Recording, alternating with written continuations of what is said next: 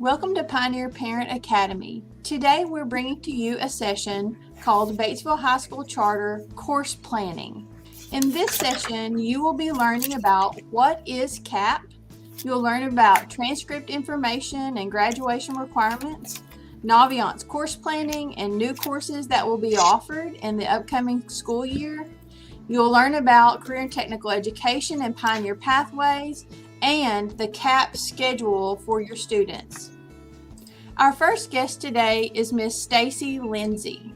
I wanted to describe what CAP was and get a good meaning for that for our parents. CAP stands for Career and Academic Planning and engages students in authentic post-secondary planning through a continuum of high school courses focused on the individual student's interests, skills, and talents.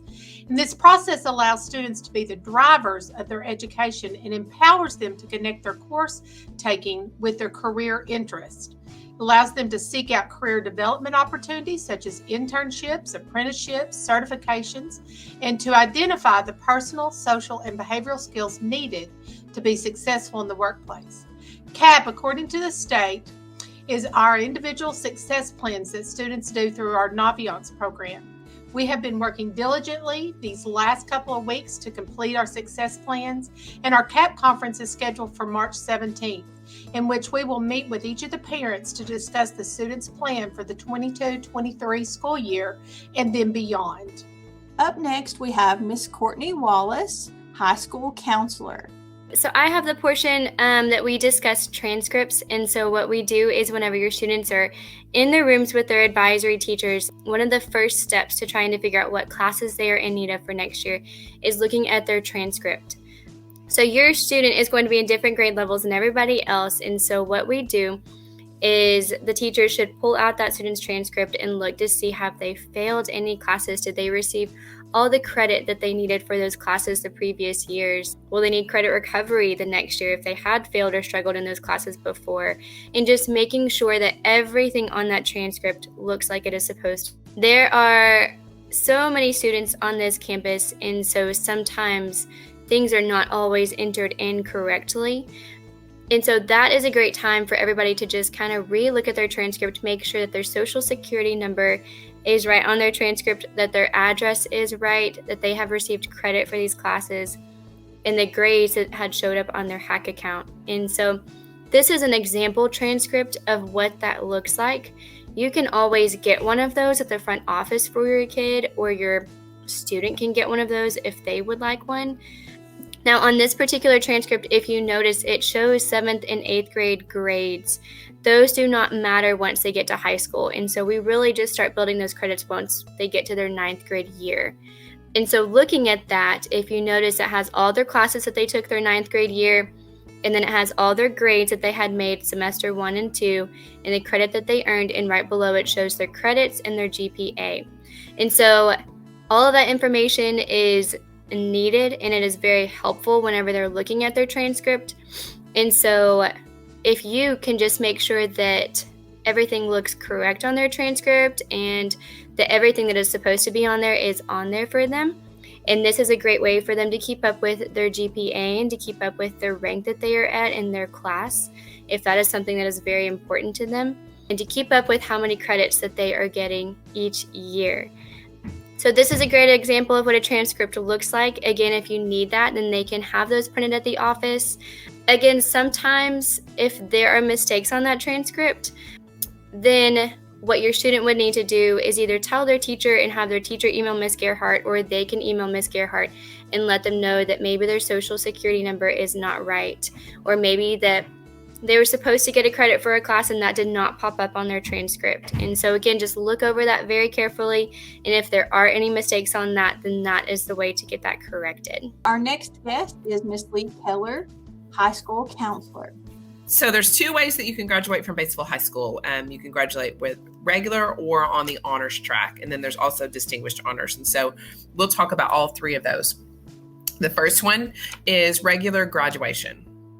And so in your child's second period class, they have been talking about with their mentor teacher, they get a little credit check sheet. And so what that is there's all of these little blocks on there, and every block is a half credit. meaning a semester they get a half credit for that class unless it's a concurrent class.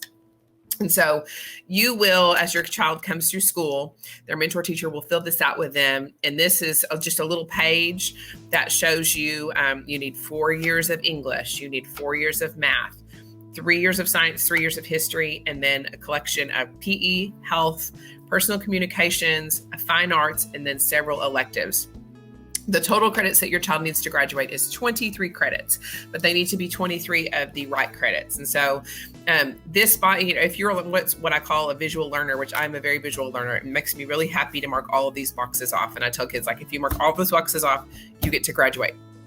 And so for regular graduation, you'll notice that it's 23 credits, 23 of those right credits. They can get those in a variety of ways. Also, as they get older, they can also attempt some concurrent credit, pre-AP and AP classes, honors classes, things like that. The next way that you can graduate is by honors. And so honors, and then we have honors and then distinguished honors, and we'll discuss both of those. For honors graduation, they need 25 credits. And so that elective credit is increased a little bit. And then they also need to make sure they have the same foreign language they need. If they decide to start with Spanish, they need Spanish 1 and 2. And they also need a math beyond Algebra 2, meaning they need to take either Algebra 3, math topics, college algebra. Sometimes kids can take college algebra. And then the elective credits are a little bit more because you have that foreign language 1 and 2 in there. And so that would take the place of those 2 extra electives. Notice that there's a GPA requirement for honors. You need to have a 3.5 cumulative GPA. And that cumulative word means from 9th to 12th grade. And so a lot of times kids will get their transcript and they'll say, I had a 3.7 GPA for this semester. Well, that's great that you had it this semester, and that will certainly help your cumulative GPA, but it's a 3.5 over those 4 years. So it's an average of those 4 years. And we use the weighted credit to talk about that. So if they have weighted, means they have some honors classes in there. Unweighted means they've not ever taken any honors classes. And so it probably is what it is. Just some things to note on there. They need 25 credits. We also have something new that we started last year, which is distinguished honors, which means they have a 4.0. And so they have 25 credits. They have a 4.0 cumulative GPA, meaning that they've either never made a B or they've had like a B in an AP class, which is going to give them that weighted credit. And then they need a minimum of 10 combination of pre-AP, AP, and concurrent classes. And so if you wanted to look at their transcript, we're happy to help you do that.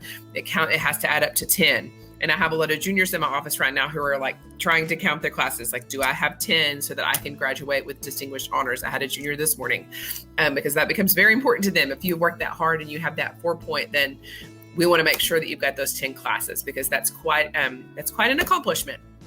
And so some things to note, some new classes that we're requiring for incoming 9th graders, which would be 8th graders this year. Ms. Gerhart is going to talk about that you'll see on this sheet is a computer science requirement.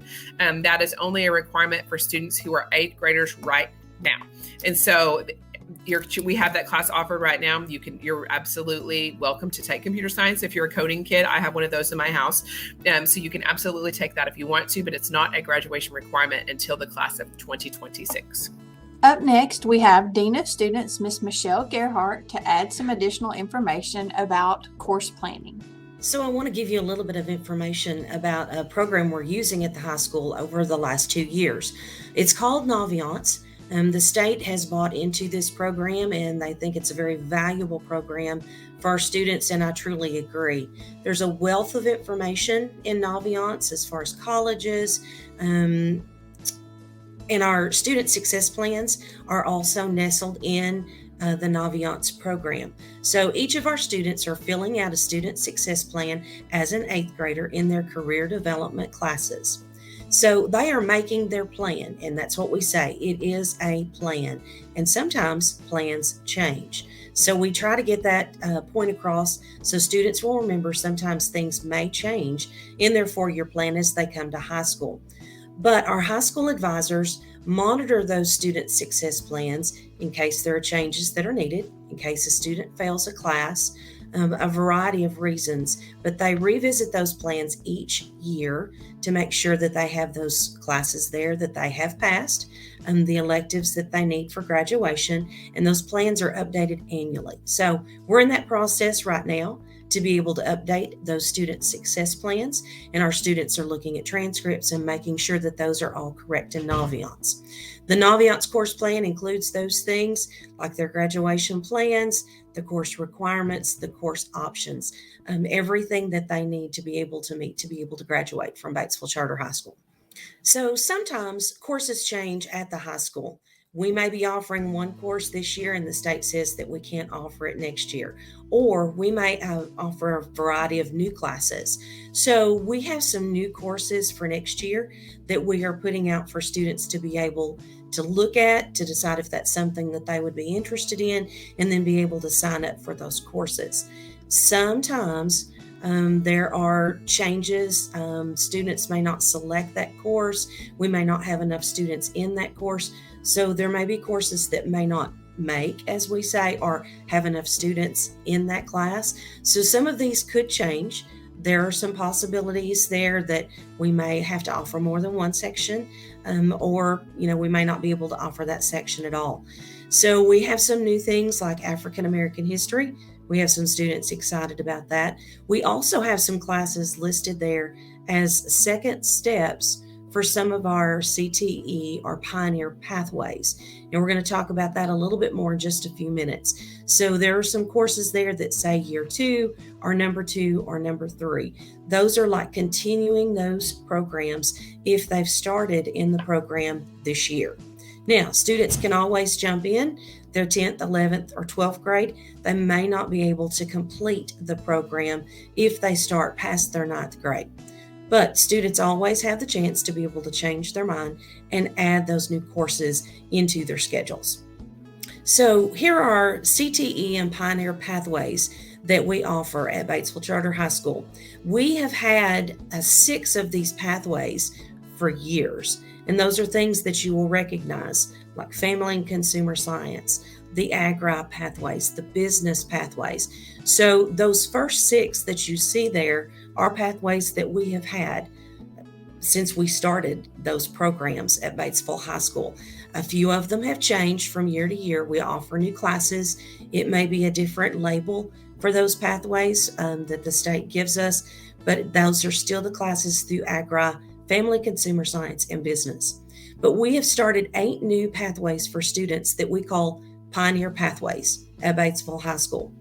We would love for students to be able to select one of these pathways and work on it throughout their 4 years in high school and be a completer in those programs. We have a lot of students who may start their 9th grade year and take an introductory class and say, that's not for me, but they may find another pathway their 10th grade year. The focus is find something that you would be interested in and do your best to be able to complete those pathways. Students are always concerned about cords at graduation. We do provide cords for students who are able to complete these pathways, taking those required courses in each one of those pathways. They only have to select one. Some can select more than one and be able to get all of those courses in within their 4 years if they make a good plan. So here's our timeline for how we're working on CAP, our student success plans. This week, we have been making sure that we've got everything added into Naviance for their 4-year plan. Courses updated, checking to make sure that all students have a plan. If they didn't have a plan already, they've developed that plan over this past week. So we're trying to finalize those by this Friday, by February the 18th. Then next week, we will be able to bring our 8th grade students to the high school, introduce them to their mentor or advisor teacher, and then they will work with them to be able to select those courses that they need for 9th grade. It's kind of scary for 8th graders to be able to come to the high school and start to work on this and think about planning for their next 4 years.